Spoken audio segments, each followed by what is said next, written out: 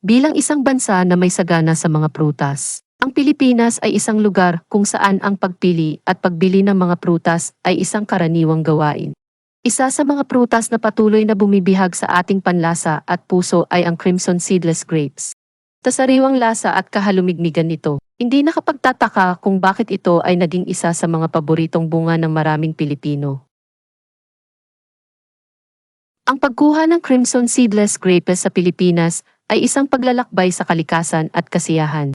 Sa paglipat ng bawat piraso ng bunga mula sa puno patungo sa ating mga tindahan at mga mesa, mayroong kwento ng pag-aalaga at pagmamahal sa likas na yaman na nakaugat sa bawat hakbang ng proseso. Sa simula ng paglalakbay, ang tanim ng Crimson Seedless Grapes ay nagiging bahagi ng mas malawak na buhay sa bukid. Ang pagpapalago ng mga puno ay nagsisimula sa pagsasaka ng mga magsasaka. Ang kanilang mga kamay ay bumubuo ng kwento ng pasensya at pagmamalasakit sa bawat tanim na lumalago. Ang pag-aalaga sa mga tanim ay hindi lamang tungkol sa pagsasaka. Ito rin ay tungkol sa pakikipag-ugnayan sa kalikasan. Ang mga magsasaka ay nauunawaan ang mga sikreto ng lupa at panahon, kung paano pahalagahan ang kalikasan sa pamamagitan ng sustainableng paraan ng pagsasaka. Kapag ang bunga ay handa ng anihin, nagsisimula ang proseso ng pag-ani. Ang pagpili ng mga hinog na Crimson Seedless Grapes ay isang gawain na nangangailangan ng pagtitiyaga at kasanayan. Ang bawat bunga ay hawakang may pag-aalaga upang tiyakin na ito ay nagtataglay ng tamang kalidad at sariwang lasa.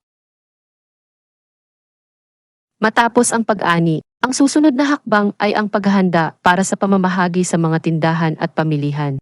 Ang mga Crimson Seedless Grapes ay dala-dala sa mga pamilihan, kung saan sila ay nagiging bahagi ng araw-araw na buhay ng mga mamimili. Sa tuwing bibili tayo ng mga bunga, hindi lang ito simpleng transaksyon. Ito ay isang pagtuklas ng kasiyahan at kaligayahan sa bawat kagat. Ang pagbili ng Crimson Seedless Grapes ay hindi lamang tungkol sa pagkuha ng bunga sa tindahan. Ito ay isang karanasan na nagbubukas sa atin sa mga bagong mundong sariwa at nakatago sa bawat piraso ng bunga. Sa bawat kagat, nararamdaman natin ang alamat ng likas na yaman ng Pilipinas. Sa piling ng Crimson Seedless Grapes, nararanasan natin ang kahalumigmigan ng mga bukirin, ang lihim na biyaya ng kalikasan na ipinagkaloob sa atin.